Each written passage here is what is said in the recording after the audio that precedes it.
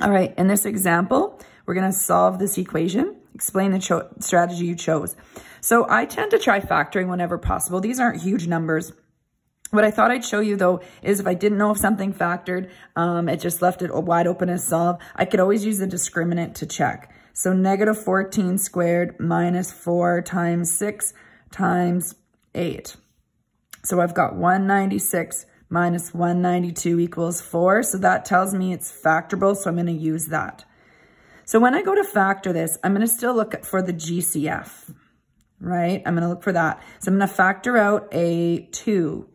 Now, I think it's worth mentioning that tends to be kind of the first thing I actually do normally. I wanted to talk about the discriminant on this question, but I would factor out a GCF anyways, because if I was using the factoring method, I want to do that. And if I was using the quadratic formula, I prefer the GCF with smaller factored out so I can use smaller numbers too. So I probably would have done that regardless.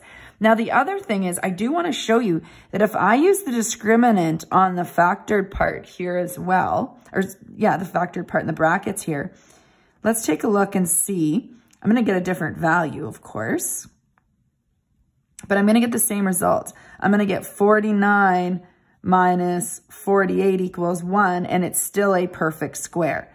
So kind of moving forward from here, if I'm going to use the discriminant, I'm probably still going to factor out the GCF first. So when I see an equation, unless I'm using completing the square method or graphing, I'm going to factor out that GCF probably regardless.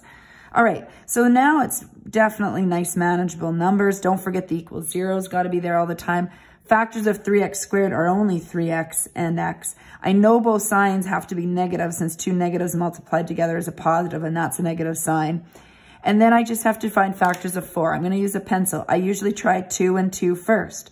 So I do that, I get negative 2x, and I get negative 6x, which is negative 8x. Can't be that. Okay, switching 2 and 2 isn't going to change anything. So I'm going to try now 4 and 1. So this is where, again, you got to kind of, we call it factor by inspection. So I don't know if it's 4 and 1 or 1 and 4 actually, but I'm going to try this first. I'm going to sort of set it first. Negative 4x. This is looking good. Negative 3x is going to give me negative 7x. Okay, so this is factored. All right, so then when we're solving it, you set each factor to 0. 2 cannot equal 0. You ignore the GCF. 3x minus 4 equals 0. I don't necessarily need to write this step out, but if you want to, here it is. So x is equal to 4/3.